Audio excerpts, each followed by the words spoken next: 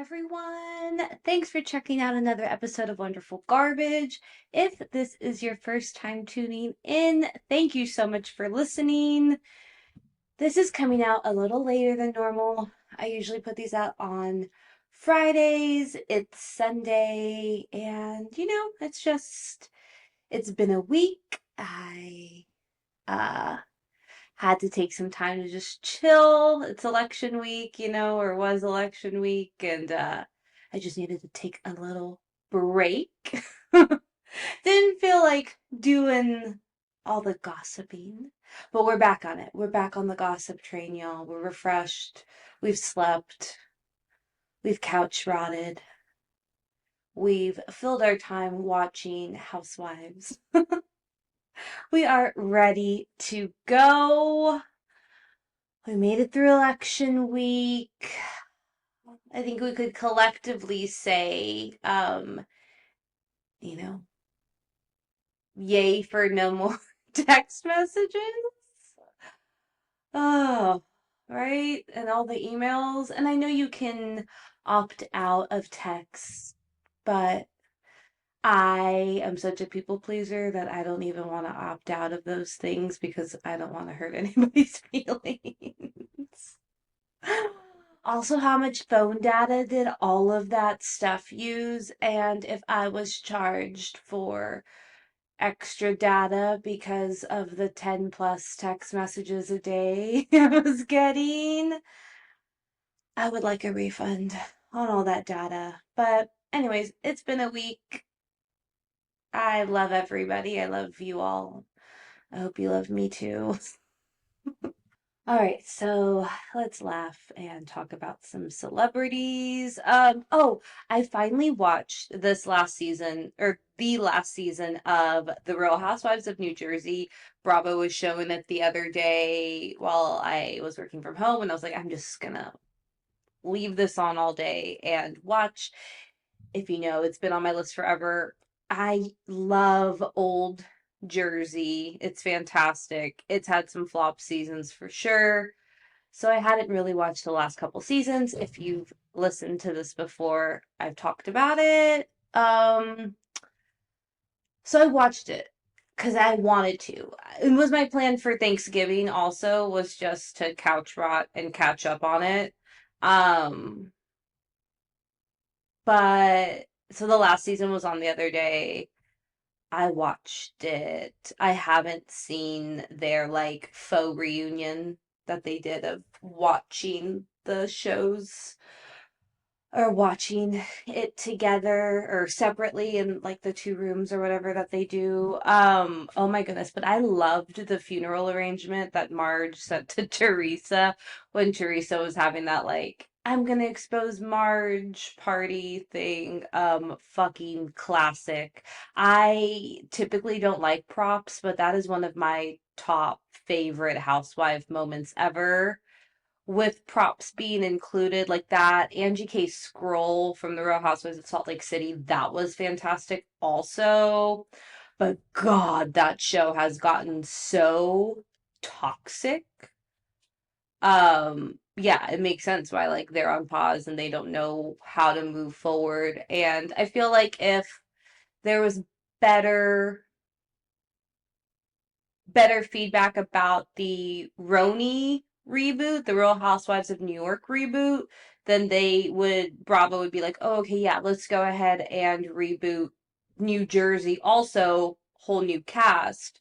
But since there's so much hate around the new New York, which I'm a fan of, people have to stop comparing it to the old New York Housewives. Nothing is going to compare to that chaoticness. We've talked about it before. By we, I mean me. You can't compare the two. And if you're missing old Roni, go watch it. You can stream it. You don't have to watch this new stuff. Just stop shitting on it because you're making more of a pain for everybody else who actually really likes it. But I also get that everyone should have their feelings. So whatever. It's just not comparable. I feel like with a new cast who wasn't really friends before, you have to give them some time to build. But all that to say, I don't know what the heck they're gonna do with Jersey. That Last Supper thing at Rails was fucked. It was horrible. Like, what do you even what do you even do? Like the fact that they even had security in the background just shows that it's gone way past what it needed to be. Like, if we have to have security at places because you ladies can't handle yourselves in a respectful manner and get violent, you don't get to come back on the show. And I know, like, Bravo really doesn't have any parameters on who they let onto these shows. They're trying, I think. I don't know. I feel like if you get violent or if you go to jail, you shouldn't be allowed back on the show. You know, like, we have to have some sort of, there needs to be a line of who's going to be on this show, what's going to be, because this show is just now trash. Also, the 10 plus year fight between the Gorgas is, it's sad now at this point. I mean, it's been sad the entire time, but the fact that this is still happening in their lives is ridiculous. And I'm a Melissa fan. I don't mind her. I think she can't get away from her and her sister-in-law's storyline is because they're both still on the show. Like, they will never not be able to get away from this if both of them are still on the show.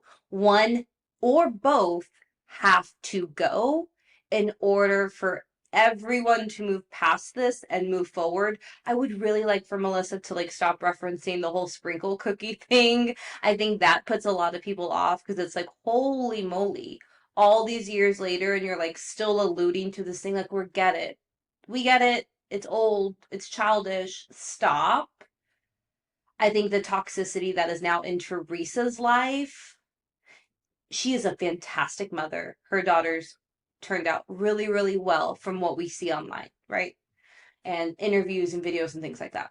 But the toxicity that is in her life is going to hold her down and never let her move on from things or flourish and really just be happy, because I think there's so much stress there. And that was really visible in this last season. She got really, really skinny, lost a lot of weight. And she talked about just things that were going on and how that affected her. So, yeah, and I've said it before on other podcasts, like, nothing compares to older seasons of any of our Real Housewives shows. They were the best back then because they're they weren't big on social media. They didn't have a big presence. There wasn't so much of a fandom with everyone. There wasn't all these podcast accounts and fake accounts that people could post to or send things to and try to get accounts to talk shit about other castmates. Like, that is just so intertwined in some of these franchises now that it affects how the cast members present themselves. I think too, Bravo needs to, like, stop listening to every single account that's online. I'm not even going to include my account because, like, I barely have any followers. But just listening to other people's inputs, I think, like, you need to, like, hear what your audience is saying, but you don't need to cater 100%. Like, do what's best for the show. You guys had it good for so long. Go back and find those people that are good. And I don't know, I think Housewives is just in a weird era because there's so many people out there giving so many opinions, and then people bandwagon on those opinions, and then, like, we're losing the true spirit of what the housewives should be, which is rich ladies going on extravagant trips, having petty drama, giving us silliness, little shocking things here and there, and not so much people who are just worried about their perception and how they're going to be perceived online. And I don't know. Take us back to the old days. All of that to say again, I watched Jersey. And it's chaotic. I don't know. Alrighty, let's get into our pop culture recap, y'all. Let's do it.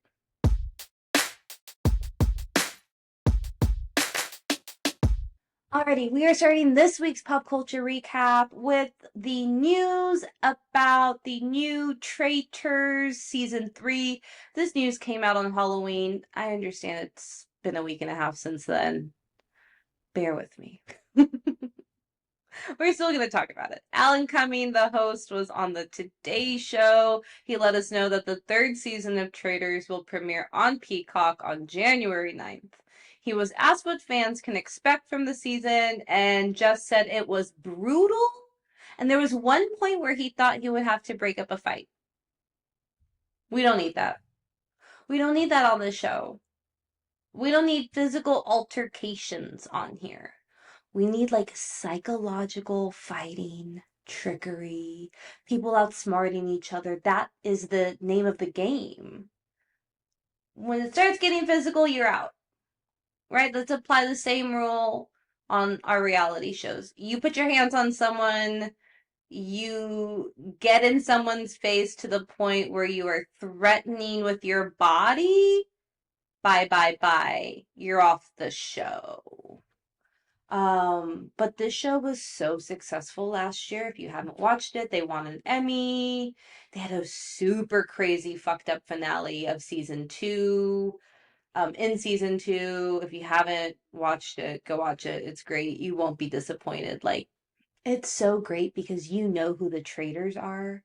And so having that inside knowledge, and then you get to see how they navigate the game if the traitors team up together and work well, or if one's trying to get the other one out. Like, there's just so much trickery, and I love that so much about this show. Okay, if you need a refresher of who's going to be on it, we have a strong Bravo presence again this season. So Dorinda Medley, who was on The Real Housewives of New York, Robin Dixon, who was on Real Housewives of Potomac, Dolores Catania, who was on The Real Housewives of New Jersey, Chanel Ayan, who was on The Real Housewives of Dubai, that has now been put on pause. I will talk about that in my Bravolebrity Breakdown.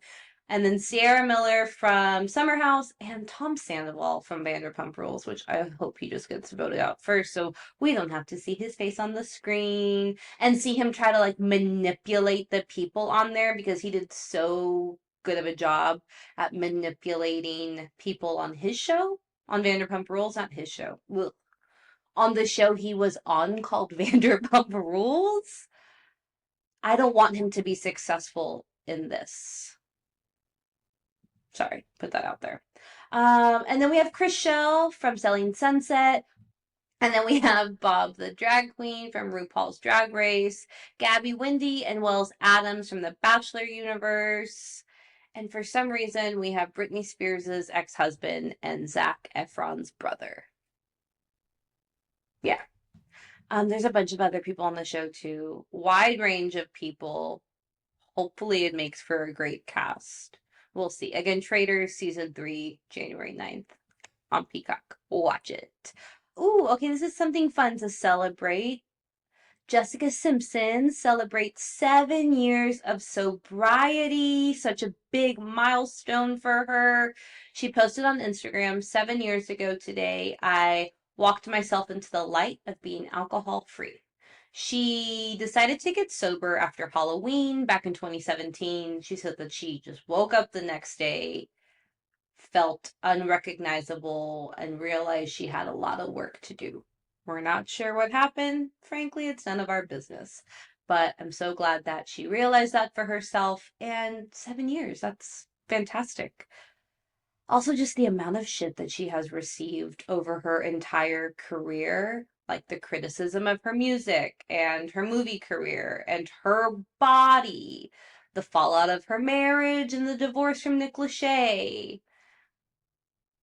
A lot of what she went through was at the height of the paparazzi and gossip magazines in the early 2000s, and critical of your body, everything that you do, you had to look perfect. You had to look like this. Like there was so much body scrutiny and criticism among women back then and still now. I like maybe it's gotten a little better, right? We're seeing like a little more inclusivity ish, but like oh, just I can't imagine the things and how like all the pop girlies were pitted against each other, right? Trying to have like the top hits, releasing all this pop music around the same time. And then were you being written about in magazines? Were you on the cover of magazines? Were you being followed by the paparazzi here and there and all this stuff? And I just can't imagine the mental fuckery. That's going to be the word of the day. Fuckery. Sorry. That they had to go through. I don't know. I just want all of our pop girlies to like live on an island far away from everybody and be happy.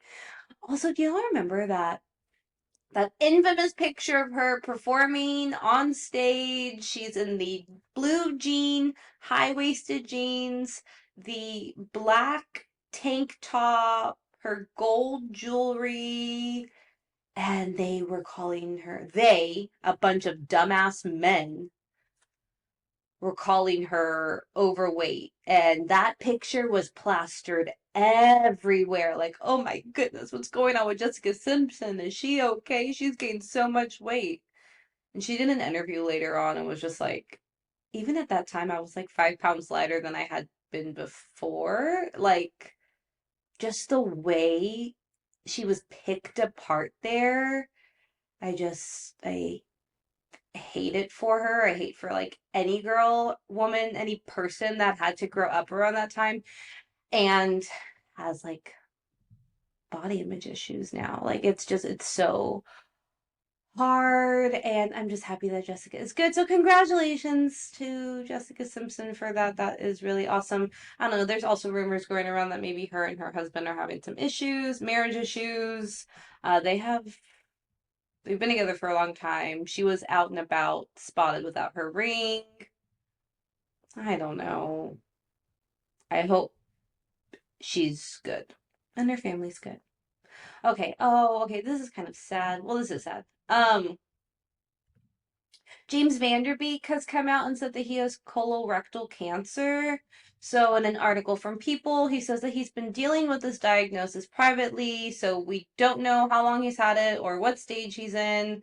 But colorectal cancer, it starts in the colon or in the rectum. He says that he's been spending a lot of time with his family. He feels good about everything that's going on, feels optimistic. He is 47, which is so young.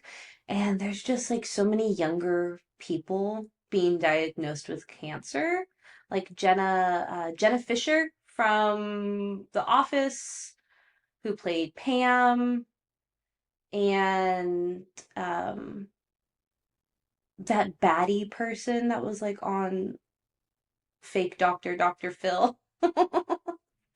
Dude's not even a registered doctor. Like she got famous on that or something. I don't know. And like she came out now and says that she has cancer and she's like in her late 20s, maybe early 30s. It's just crazy the amount of people that have cancer now. Um he says he's going to be a part of Jason James Vanderbeek is going to be a part of the show where a group of male celebrities are going to strip down to raise money for prostate, testicular, and colorectal cancer. He's going to do this show along with Tay Diggs, Chiefs defensive tight end Chris Jones, and Dancing with the Stars judge Bruno Toglioni. The show is called The Real Full Monty. It's going to be executive produced by Anthony Anderson, and the show's going to follow them as they train and rehearse for their big show. Mandy Moore is choreographing their routines, which is out of left field, but also I love that. They're going to talk about how cancer has affected their families and then all the training and everything to get to this part, and hopefully they raise a lot of money for it. So sending a lot of good vibes to James Vanderbeek and his family. I think he lives here in Austin or like out in Dripping Springs or something like that, which is really cool. Um, but it's just always sad when somebody that you grew up with, gets diagnosed with something like this, and then it makes you realize, like, oh shit, like, okay, we need to start going to like regular doctor checkups and stuff. I know it's not breast cancer month anymore, but go get your mammogram if you haven't. I haven't yet. I'm waiting for one of my friends. We are gonna go get our mammograms together. So if anyone wants to join, let me know. If you're in the Austin area and you want to get a mammogram, DM me. Let's go. We'll make it a whole fun thing. Because last time I did it and I bawled my eyes out. Because I had a fibroid and I didn't know it was a fibroid, and I just felt a lump, and then I freaked out and I went and got scanned and I cried like the entire way through. And then when they put up like the ultrasound to see, and then I was just like crying, and they were like, "Oh no, you have like a fine fibroid. Like nothing's wrong with it. We would put this in a medical book to show like the difference between like a fibroid or like something other serious." And I was like, I'm bawling. I'm like, okay, thanks. Oh gosh, doctors are just scary, and then you get in your head about it, and then you overreact because what else am I gonna do? Okay, enough about me. Sorry. This episode's gonna be all over the place. Like my other ones are. Ooh, okay. Kristin Cavallari is paying somebody overtime to be in the headlines. She is in every headline every day. What is happening? Also, I want that. I'm just kidding. Okay, so a couple weeks ago, Kristin Cavallari had said on her podcast, let's be honest, that she thinks that Kanye West and Britney Spears are clones. Britney's camp got a whiff of this, heard of it. Kristin got a call from her publicist. So she's talking about this on her podcast. She got a call from her publicist and was told that Britney Spears wanted her phone number. OMG, I would throw up. Kristin said that her first reaction was like, oh no, they didn't like that episode. They're on to me. Like, they're going to try to silence me. She said she was put in a group chat with Britney and her manager. Kristin didn't read the text on the podcast, but said that it was a roller coaster. And if it's like anything like her Instagram post, I can only imagine. So I guess she was sent a text from Britney Spears and their camp of like, she's not a clone, all these things, blah, blah, blah, blah.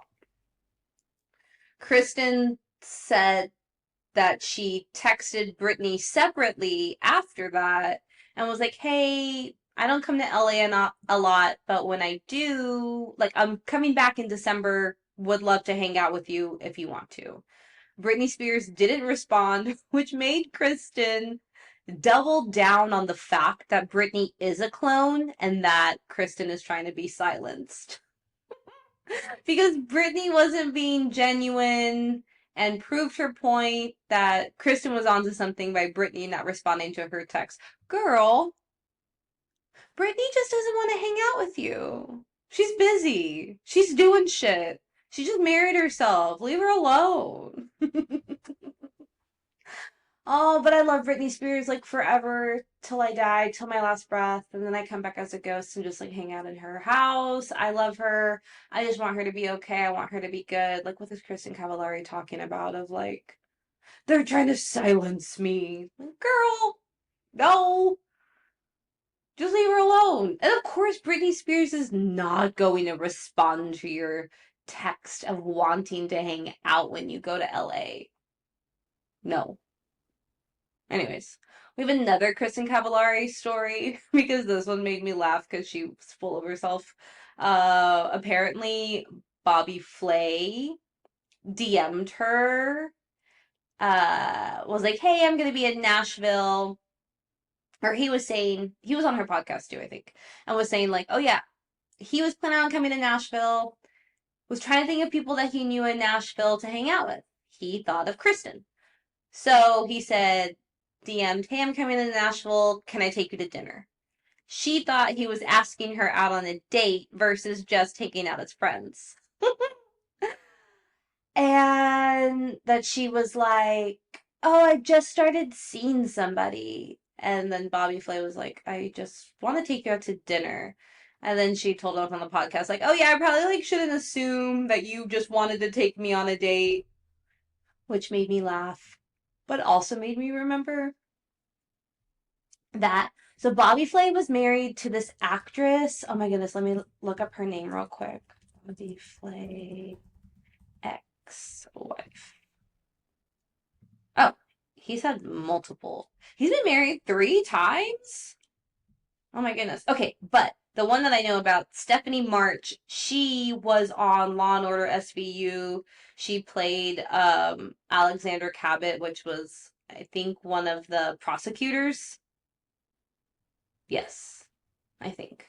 Okay, but so her and Bobby Flay were married. They were married for 10 years and then they got divorced. And then I remember the story of someone flying like one of those like blimp, but that has a message behind it, and it was like Bobby Flay's a cheater or something like that.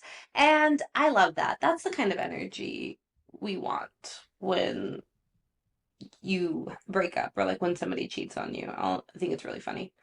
But yeah, Kristin Cavallari, just thinking that Bobby Flay like wanted to hit on her. But also maybe he could have phrased it differently. I don't know. Saying, "Hey, I want to take you to dinner." I don't know. Maybe not. People are dumb. Okay. Oh, okay. So, the Golden Bachelor ex-wife now. Yeah, because they got divorced. So the Theresa who married Gary on the first Golden Bachelor that happened last year, she was on the Almost Famous podcast and spoke about her divorce from Gary. Because, like, they were cute, they got engaged, and then a couple months later got married on national television, a big old production with ABC. So, and like I've brought this up before when I talk about Golden Bachelorette, which the finale is this week. We're going to Dainty Dillo in Austin to watch it. If you are in Austin, come join us. And I've said this before, like when I talk about the Golden Bachelorette, these people have their lives in their cities. Their families are there, more than likely. They have jobs, they have like whatever. They have their life. And I think it's hard for them like to be on these shows and then try to figure out where you're going to live. You have to come in with the attention of being on this show, being willing to possibly have to relocate, right? So Theresa was saying that their divorce wasn't just only about not being able to decide where to live. She said that they had agreed to live in Charleston. Gary changed his mind about that and wanted to keep going back and forth from where he lived and Charleston. She also added, "You can't really know someone in 4 weeks." It's like, you don't say. But she was just like, "That's all I'm gonna say. That's all I can say. I don't want to say any more than that." Like, not letting us know what fuckery she found out about. So it definitely sounds like something else went down. She said there was also pressure to get married so quickly because ABC wanted to do a big wedding thing. They were going to pay for it, give them the wedding of their dreams. So Theresa and Gary were like, "Well, why not? Like, we're older. We want to start spending our lives together. We might as well just take this opportunity now." And it's like, dang, these dating reality shows just really get me. You know, I don't watch like the regular Bachelor, Bachelorette because everyone's toxic on there. So I like the Golden series because they're more mature. They've lived life. But even still, like the marriage doesn't work out here. And I wonder if they weren't pressured to get married so quickly, if they would still be together and allow them to really figure out where they are going to live. I don't know. I guess just no hope for love. Ooh, okay, in happy news though, this is one of my favorite movies is 50 First Dates with Drew Barrymore and Adam Sandler.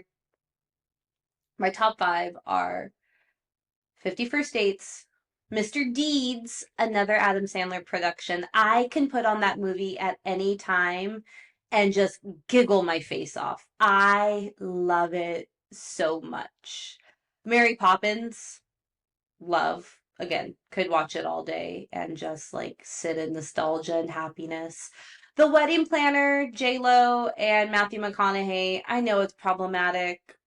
He was literally engaged and then leaves his wife the day of the wedding to go be with J-Lo.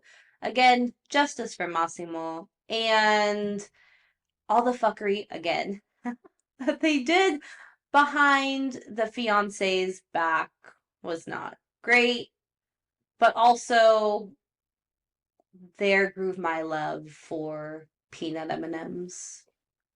Oh, and then my Big Fat Greek Wedding, because how can you not love that movie? It is hilarious. It is fantastic. Anywho, Drew Barrymore said on the recent episode of her daytime talk show that one of her kids and one of Adam's daughters were hanging out and they were watching 50 First Dates. And Drew was like, "Aren't you tired of me and your dad?" And they were like, "Never, ever, ever." Or no, that was me. I said never, ever, ever. So this is all on E! News.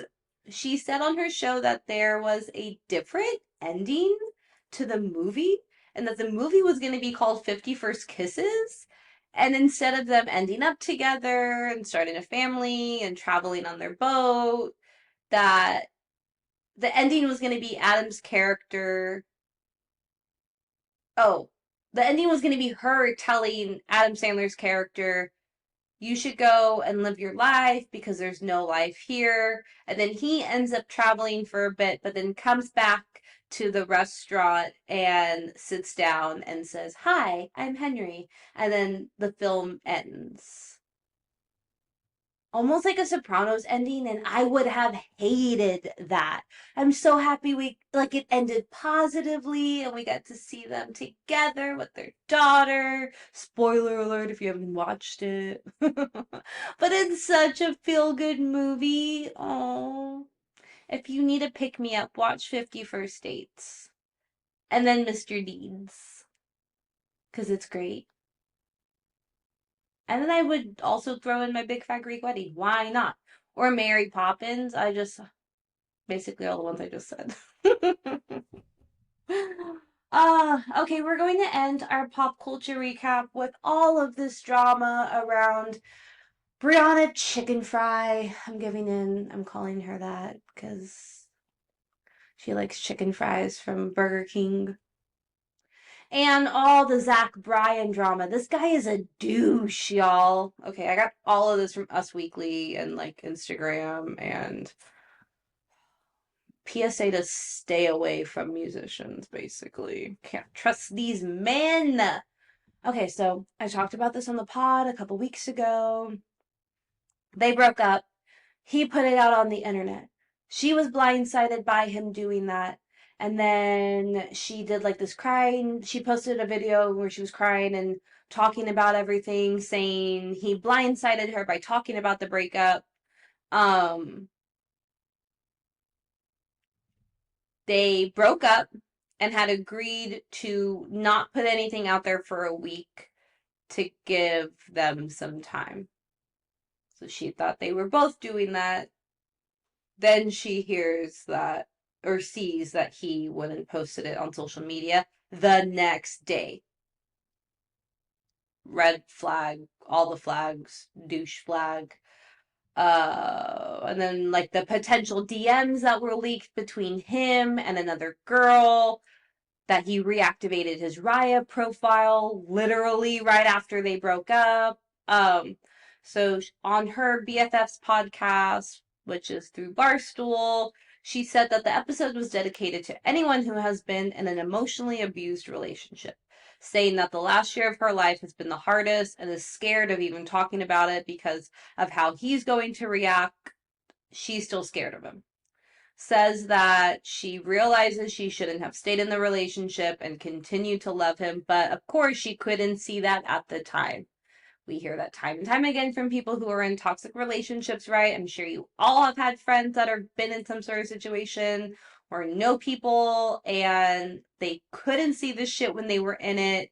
But once they finally got out, they realized how horrible it was. But y'all, it gets more messy. She was offered $12 million to sign an NDA, which would make her not be able to speak about the relationship, what she went through, how he acted. Turns out a couple of his other exes have signed NDAs and have taken money.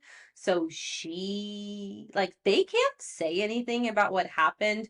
She says that she experienced a narcissistic emotional abuse.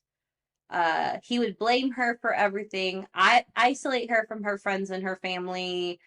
She said they had broken up twice and she ended up going back after the first time. The second time they were done for good. But yeah, I follow her on Instagram. She was always traveling with him when he was touring.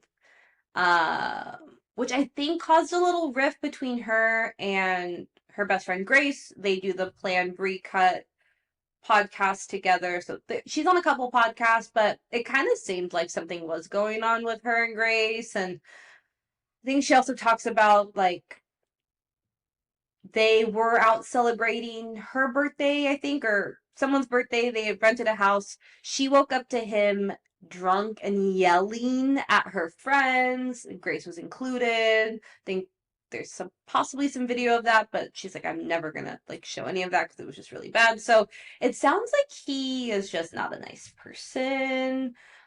She talks about how controlling he was and he would love bomb the crap out of her in the beginning, which is how they get you in, right? Love bomb, making you feel like you're the most special, perfect person. And then once they have you, switching now to control and belittling you. He apparently got a tattoo of her before they officially started dating. Red flag immediately. She said it was fun in the beginning, but then he started to manipulate her. He would yell at her. She would cry herself to sleep, and then he would apologize in the morning and repeat. Cycle, cycle, cycle. He also offered to pay her double of what she was going to make when she was renewing her Barstool contract, which is such a huge red flag and a way for someone to isolate and control you. They slowly try to take away your independence so you can't do anything on your own and you are just relying on this person for everything. And I'm so happy she didn't take that money because that would have fucked her. Potentially, right? Who knows? But it's it's crazy that she was even in that situation.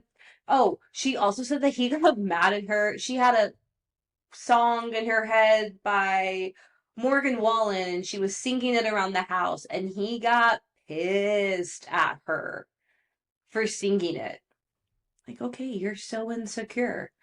He got mad at the dress that she wore when they went to the Golden Globes. She looked so good. It was this silver dress that had a really high slit. And he said he didn't want to be with a girl that dresses like that or looks like that. It's oh, okay, you're so insecure. You want to control this person. You want to put them in a box. You want to tell them what to wear, make them feel bad about themselves. It's disgusting. Again, I did say that her video was cringe when she was crying. I think all crying videos are cringe. I know that you are hurt and you put your life out there for people to view, but I think there are some things that could stay private, like your crying videos. I think you should definitely be talking about it on your podcast and sharing your experience because it helps other people recognize their experience, or if they've gone through this experience, it helps them not feel alone. But to me, just crying videos are cringy.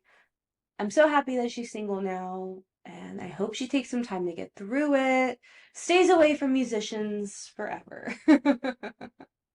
All right, y'all, that is it for this week's pop culture recap. Let's get into our Bravolebrity Breakdown.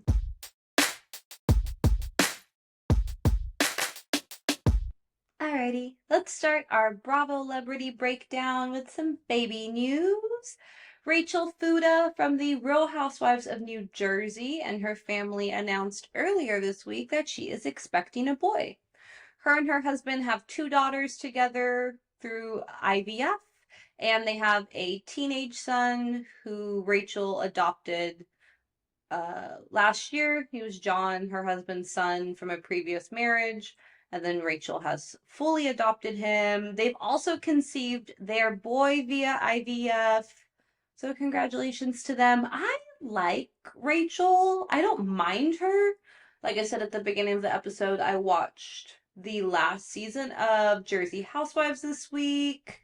I think she's good for this show. She's not super annoying. I think she mixes well with people. I don't mind her. I think that she should come back once Bravo figures out what to do with it. Honestly, I would say Rachel, Marge. I'm gonna go with Melissa over Theresa, I know, but I think we can get a lot more from Melissa once she is free of the storyline with her sister-in-law.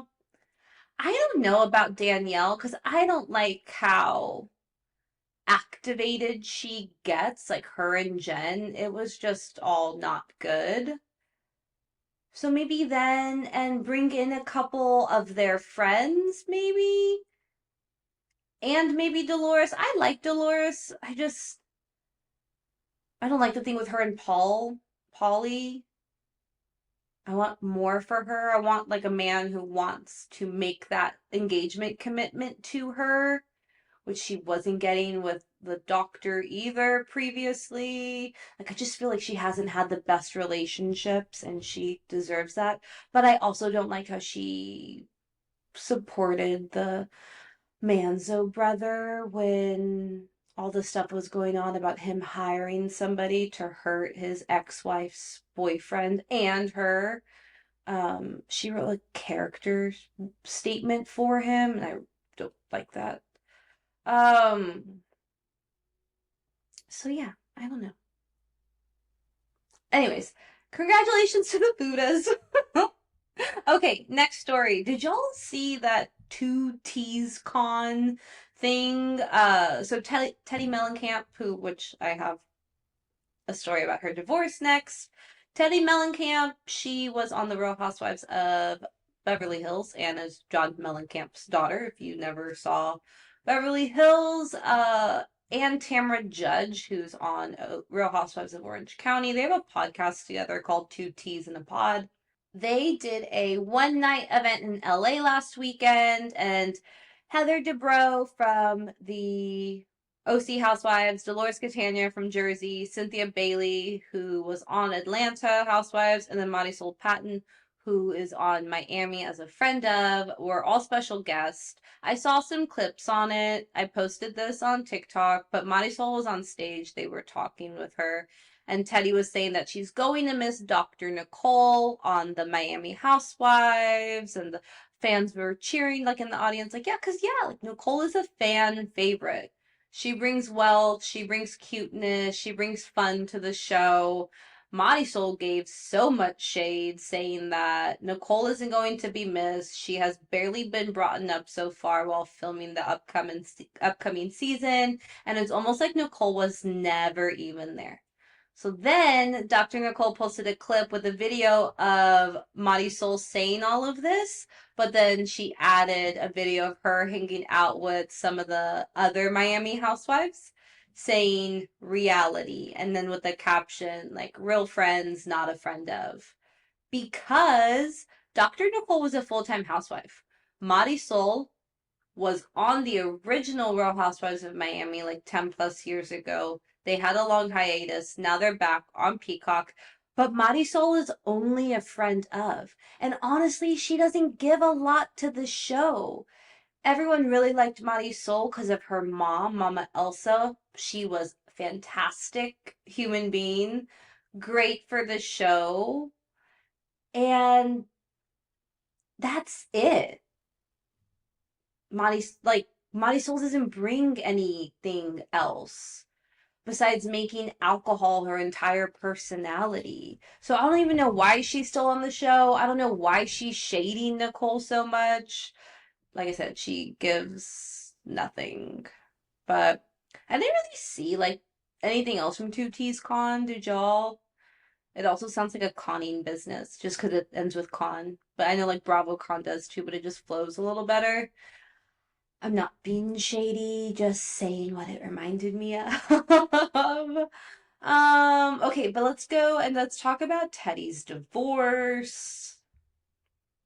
Another former Real Housewives of Beverly Hills girly getting divorced. I think everybody on that show or has been on that show is either divorced or separated, except for like Lisa Vanderpump, Denise Richards, Eileen, like they're all still together. Rinna, her and Harry Hamlin are still together, but like there's a majority of them that are no longer together. So at the beginning of the month, Teddi filed for divorce, citing the separation a couple weeks before in October. She's asking for primary legal and physical custody and spousal support from her soon to be ex. But she's also asking, I said also weird.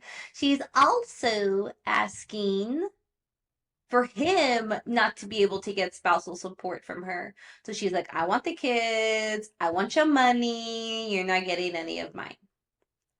And she wants him to pay all of the attorney fees for both of them. So Edwin, her estranged husband, filed his own, I don't know if it's petition. I'm not sure what the legal jargon is, but he is asking for joint physical and legal custody of the kids and the same spousal support situation where he can get spousal support from her and she can't ask it from him, and that they both have to pay attorney fees. So Teddi has a health business called All In. It's gotten a lot of heat. A lot of people have saying it's not great. It's not body positivity forward, really critical about what you eat. These people that are your coaches who I don't really think have like health certificates. I don't know. This is all alleged. They have to approve what you eat, and it's like barely anything. It's like Yolanda with her daughters, and you can suck on an almond. Sorry, you have a headache and about to pass out, but you need to be skinny if you want to be a model type thing, which is not great. So she does that, and then she has her podcast with Tamra, and she probably does like influencer things too. But Edwin, he has a home security business, and I think his company was like one of the ones who like had done Kyle and Mauricio's home, all alleged. And then the house got broken into, and it was like, was that their company? But I think it had come out that they were in between their home security, like switching over from their security that they had to Edwin's company's security. So I don't know, it was all kind of shady. So he does that. But he also has a podcast with Tamra's husband called The Eds. And fuck, if they can have a podcast and people listen to it, I can sure as hell have a podcast and have people listen to it. Okay, we learned that they had a prenup. It identifies the amount of spousal support that should be given, and that all assets and income of each person is their own separate property. I think aside from what they would share for the kids, or like with the kids. They have 3 kids together. I'm sure we'll get more info about it as it comes out because they both have a podcast. Okay, I typed up these notes like a day or so ago. And then it came out all of the possible cheating stuff. So I was like, of course, as I'm typing out, like, I'm sure we'll get more info. couple hours later, it was like bam, bam, bam, bam. All these things were coming out. I was like, damn. Honestly, while I'm recording this, like shit could be hitting the fan so hard, I'd have no idea. I would have to like record a whole nother one. But it's come out that Teddi's apparently, supposedly, allegedly cheated with her horse trainer. And that is a well-known secret in the horse community. So I listened to Dumois. They actually put out a podcast about this, and they were saying that they got a lot of DMs from people in the horse community all saying the same thing. Like, this is a well-known secret. Teddi's trainer is also married, and that when the wife found out, there was an apparent brawl at a horse show back in mid-September.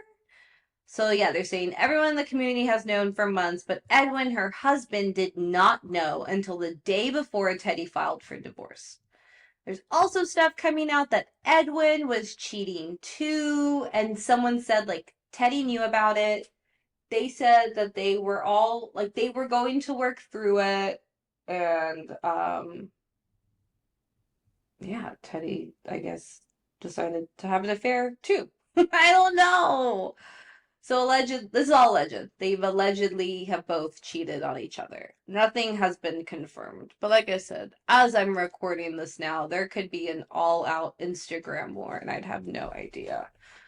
Probably more stuff to come on this. Breaking news, you know. I just hope, divorces happen, and just hope that everyone stays amicable for the kids, because at the end of the day, they're the ones who are really going to be affected by the choices that you make, and it shapes what their future relationships are going to be. So if it wasn't a healthy marriage, good. Don't be in it, but co-parent your kids well and show them what healthy relationships look like. That doesn't mean you have to go be in a relationship with somebody else. You can show healthy relationships with anybody. Friendships, family ships. You know, like there's just so many ways that you can show your kids how to be a good human by your daily interactions. Okay, I'll get off my soapbox. Let's talk about the worm with the mustache, Tom Sandoval. I got all this from page 6, and I even listened to part of the newly updated Going Rogue podcast. Yes, I subjected my ears to that. That's how much I love you guys. I want my podcast to be successful. I will go listen to other trash podcasts to get the information for you. So you don't have to subject your ears to it. Okay. Tom Sandoval from Vanderpump Rules has come out and said that the lawyers who were behind the reality Reckoning saga, if you're a Bravo fan, you know about this. If you're not, let me explain. Bethany Frankel, one of the stars of The Real Housewives of New York, and other Bravo celebrities banded together and were going to sue Bravo for Bravo's mistreatment of their reality stars. They were also bringing a lawsuit to Andy Cohen. They called it the Reality Reckoning because they were going to go after all of Bravo and all the shitty things that they've done. Lawsuits have been dropped one by one, basically, from some of the other Bravo celebrities because they haven't been able to make a case against the people, is what it seems like. So, Tom Sandoval, Vanderpump Rules, said that he had a lawsuit against him. These attorneys called him and said, hey, we'll drop this lawsuit against you if you are willing to point the finger at NBC Universal, saying that Bravo put together a storyline to reveal your affair to try to embarrass their client, the lawyer's client, Rachel, who Tom had an affair with last year. If you know Vanderpump Rules, then you know this. If you don't, let me give you a little quick recap. Tom Sandoval had been on Vanderpump Rules since the inception. Around season 2, he started dating Ariana Madix, one of his co-workers. Everyone thought they were endgame, even though Ariana said she never wanted to get married or have kids. Tom was okay with it. They were just in a long-term relationship for 9 years. Last March 2023, on a Friday, I remember, we got all these alerts. Tom has been having a 9-month affair with him and Ariana's best friend, Raquel Leviss. Shit hit the fan. It was wild.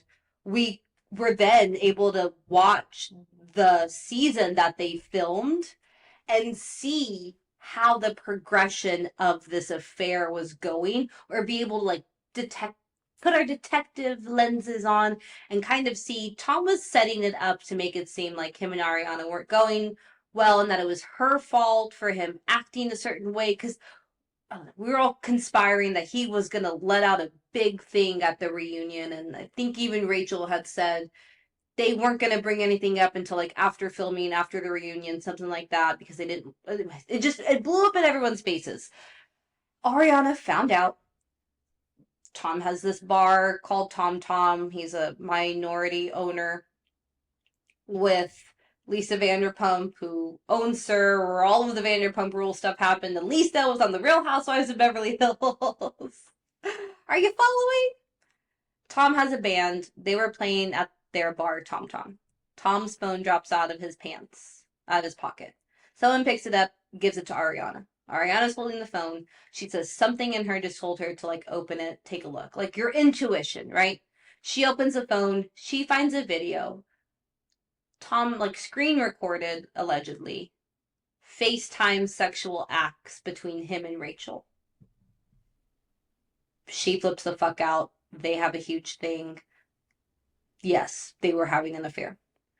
Rachel sued Tom and Ariana for revenge porn, saying that Tom had recorded sexual things between them on FaceTime.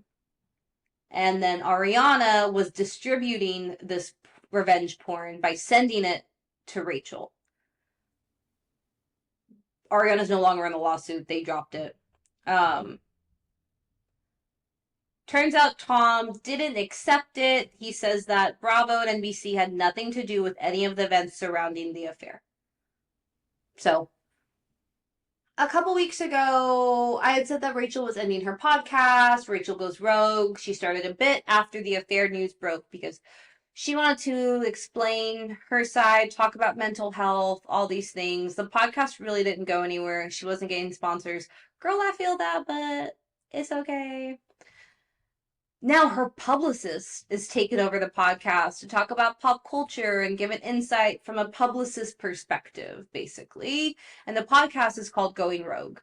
So I listened to a part of it where she talked about the lawsuit and the whole thing about the Vanderpump Rules salary. I talked about that a couple of weeks ago too. Filming has been put on pause and they're still doing contract negotiations. We're not sure who is holding out on money, but people are speculating that it's Ariana because she has blown up and she's on Broadway and she's hosting TV shows. She's going to be at the Macy's Thanksgiving Day parade. Like, girl is booked and busy. She has campaigns out the wazoo. Some people also think Lala's a part of that too because allegedly rumors, Lala was thinking she would get a little limited miniseries spinoff of her birthing, her birth journey with her second child. That didn't happen, so they're like, oh, maybe she is trying to get some more money holding out there too. So the publicist talks about the salary thing. She says that, yeah, if it is Ariana, she's totally outgrown the show. But if it aligns with her schedule, like if filming aligns with her schedule, yeah, she should accept the offer because then she would be getting money for that, right? But also, yeah, Ariana's like, she's booked and busy. She's going to probably be expecting a certain amount. And good for her, as she should. Her life was exploited and ripped apart because of her boyfriend. But like televised for everyone to see. It was pretty crazy. So the publicist also talks about the lawsuit. She says that Rachel's attorneys responded to everything that Tom said, saying that was a complete lie. They've never reached out to Tom about blaming NBC for stuff in return for dropping their lawsuit against him. They're like, Tom has shown that he can't be trusted. Like, what is he even talking about? The publicist said, like, when they heard what Tom was saying, like, when this article came out, the publicist called Rachel's attorneys and they gave the publicist a statement to put out about it, and it's just messy, and it's just like, everyone needs to move on. We need to be done with this. It's been a year and a half. Stop trying to milk it and make money on this shit. Like, go do something else. Grow up. You know? So, all of that to say there maybe was some quid pro quo thing of you point the finger here and we'll drop your lawsuit, but it sounds like probably not. Ooh, okay, let's talk some more shit. Okay, earlier this week, a Utah judge ruled that one seasoner from the Salt Lake City Housewives, Monica Garcia, needs to pay her outstanding bill to her former co-star Heather Gay's beauty lab and laser company. Monica was ordered to pay $35,000, which turns out to be just most of Heather's attorney fees for all of this shit. Monica's attorneys have said that the ruling was shocking and a bad decision, and that they have every intention of appealing the ruling and confident in the outcome moving forward. Monica posted on Instagram that she is disgusted by the hateful comments that she's received about her downfall, with all the hate, discrimination, and glorifying in other people's pain has completely taken over the country. She posted this the day after the election and insinuating, like, why are you guys coming for me? All this hate's ridiculous. We need to focus on, like, just what happened in the country. It's like, girl, stop. Stop making this into something bigger. You didn't pay your bills from services that you got, and now you're fucked. Like, so she said she didn't pay for these injections that she got back in 2020 because she got botched lip and nose injections. So she wasn't going to pay it. And at that time, it was $2,000. It was going to be paid over a 10-month period where she pays $200 a month. She didn't pay. So that $2K plus like other fees plus Heather's attorney fees have now mounted up to $35,000. How insane is that? Like, now you're just out more. You know? Like, I bet that 2K is looking good now. You pay it, you write a bad Google review, and you don't go back, you know? So that's kind of a mess. But, yeah, I didn't like her trying to use the election stuff to be like, don't shit on me. Like, there's more things going on. People are, like, shitting on women. It's like, girl, things might get, like, bad. Pay your shit. Or don't pay your shit, because who knows what's gonna happen, right? Ooh, okay. Let's talk about Lala's assistant. Lala Vanderpump Rules is no longer with her. So out of the blue, Lala from Vanderpump Rules, and hopefully not the Valley, announced on her podcast that her once, quote, ride or die friend assistant Jessica, who was a part of her podcast that she has, is no longer working for her and will no longer be on the podcast. So Lala does this podcast with her brother and her assistant Jessica. I've seen clips here and there. I listen sometimes. They always like seem good. And maybe it is for the camera, right? You fake a smile and you do it. But they always had like a good connection, good energy. They didn't even do a final episode with her where Jessica could like tell fans goodbye and talk about what she's going to be working on next. It was just Lala saying, Jessica's no longer going to be on the podcast. We wish her well. I'm just so happy because she's going to be flying high now. And it's like, what is going on? It seems a little sus. So Jessica posted a picture on Instagram with the caption, "One foot in front of the other, y'all." And the pic is similar to this pic that Lala did a while back for a photo shoot. They're both squatting. They're both wearing like a jacket dress. And I don't know what it means, but I also wonder if she had to sign an NDA for stuff because, like, will she start her own podcast and share what her experience was? So somebody commented on that post that Jessica did, and the comment said, "All of this was handled poorly, and it's not your fault." And like, they don't have any answers, or it was weird that a send off episode wasn't done. And Jessica liked that comment, and it looks like that's the only comment that she liked. So maybe she is also in agreement that it was handled poorly and she would have liked the opportunity to say bye to everyone on the podcast, but maybe she can't even like do an Instagram live because maybe she can't even talk about it. I don't know, but onwards and upwards, baby girl. Good luck to you. Also, you're more than welcome to come on this podcast. I would freak out. Okay. Ooh, more Vanderpump Rules stuff and podcast things.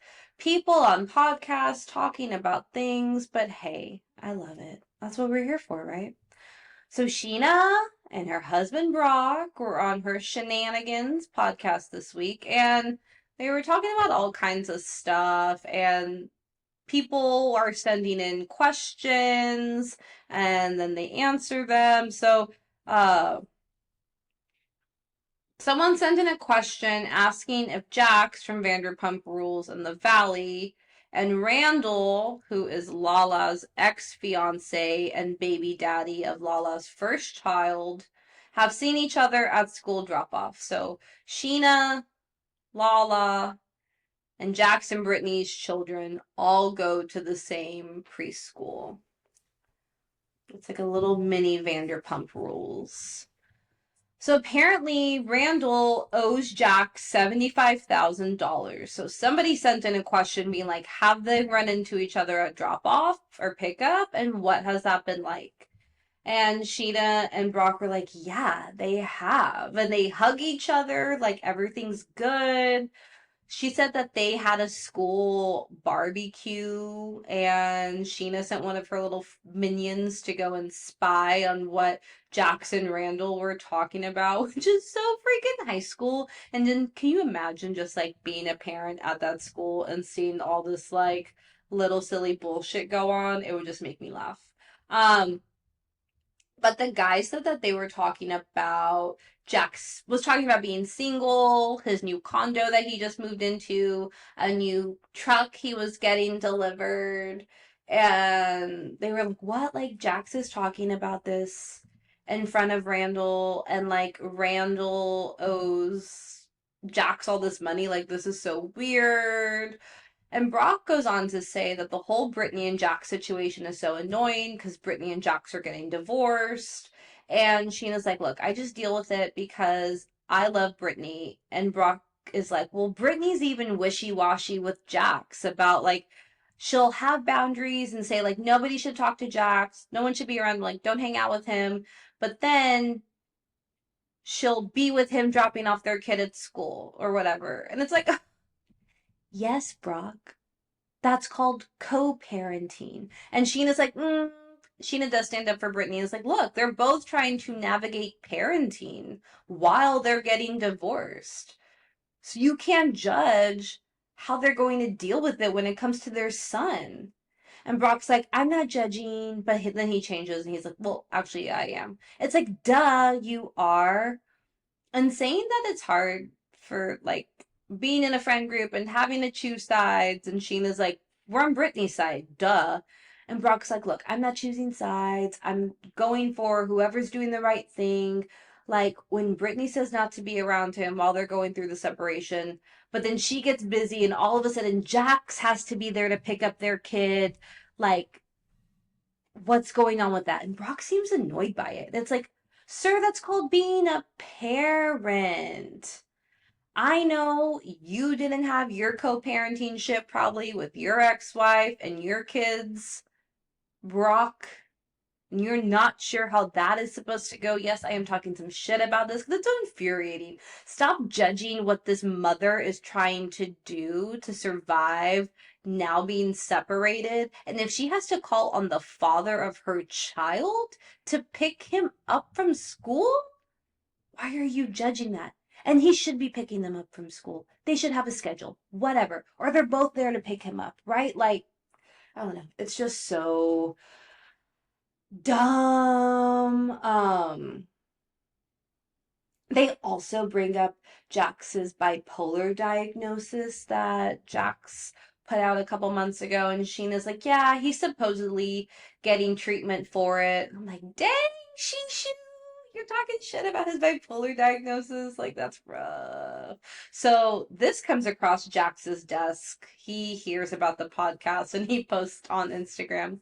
Imagine having absolutely no content for your podcast. So you have to stoop as slow, not stoop as low, stoop as slow as to talk about your friend's personal life and private moments at your child's school. Anything for a click or a buck with these two. Very sad. And then I was like, dang, I gave into that. I gave them a listen. Maybe even 2 listens. But yeah, maybe don't talk about the shit at your kid's school. Or at least, like, just don't get the kids into any of it. I don't know. It's just all weird, and it's just funny that they all go to the same school. Of course they do. Of course they do. Okay, a couple more things on our Bravolebrity Breakdown. Another Real Housewives show has been put on pause. Or another Real Housewives thing has been put on pause. Real Housewives of Dubai has been put on pause after 2 seasons. Deadline reports that the cast was told a couple of days ago. They haven't stated, Bravo hasn't stated if this is officially the end of the show or if they're going to come back on some point like it just happened. Bravo has done this with a couple other shows like Summer House Martha's Vineyard, which I liked. Bring back Summer House Martha's Vineyard. It was ridiculous that it was canceled. And they also did it to Winter House, which was trash. I watched 1 season and maybe half of the 2nd season, and I was just like, okay, bye. And then when they started like blending it with like just everybody in the freaking universe from Bravo, I was like, okay, we're done. But yeah, I don't think Bravo was really into this show, to be honest. It didn't seem to give a lot of money towards it, a lot of promotion towards it. So I understand it's not surprising. Again, you have to give these shows a little bit of time to work. Some of these women were friends before, but they're all getting to know each other in this setting. And you have to let it do its thing, but you also have to support it if you want it to work and be successful, Also, now with the Real Housewives of London coming out on Hayu, I still didn't learn how to pronounce it because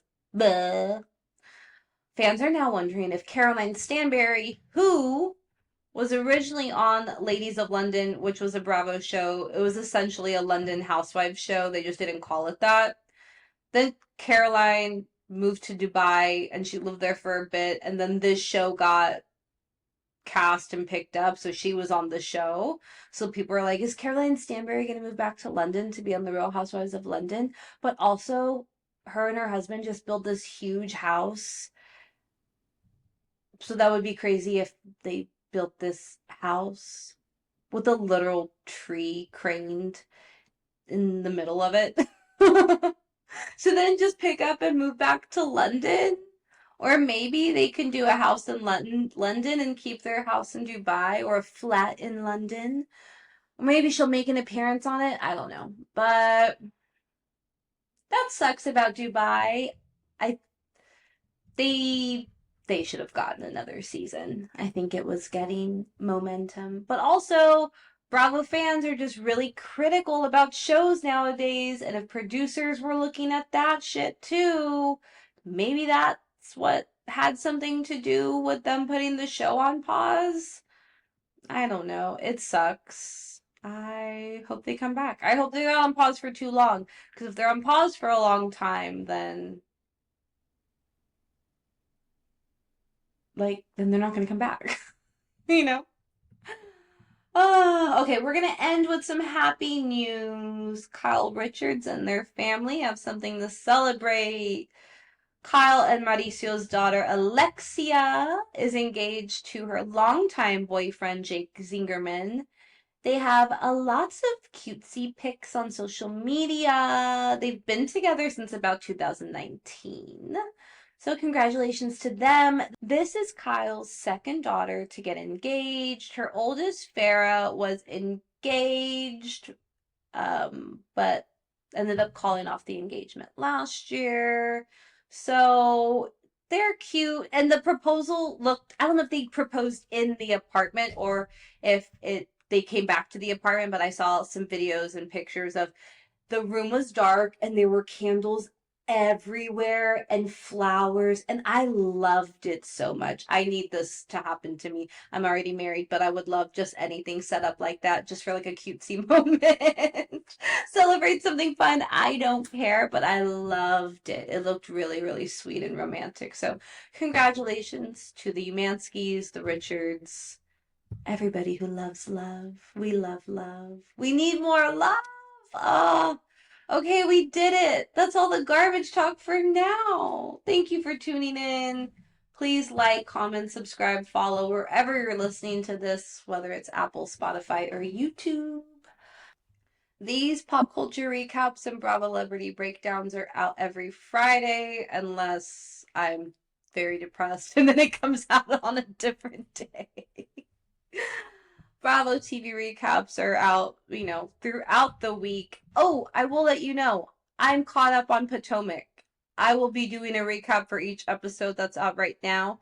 I'm going to be putting out one Potomac episode every day this upcoming week. There's 5 right now, so it'll take us Monday through Friday. I want to give you guys a lot of content to listen to in your ear holes. So watch out for that. Potomac is great. I think this is one of the top seasons they've had, and it's been a minute. But thank you for listening. Please follow Wonderful Garbage on Instagram, TikTok, and Twitter. I might also delete my Twitter soon. It's toxic.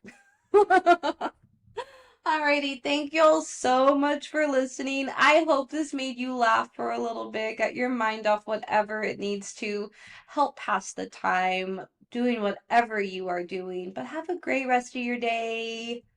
I love you guys so much. Until next time.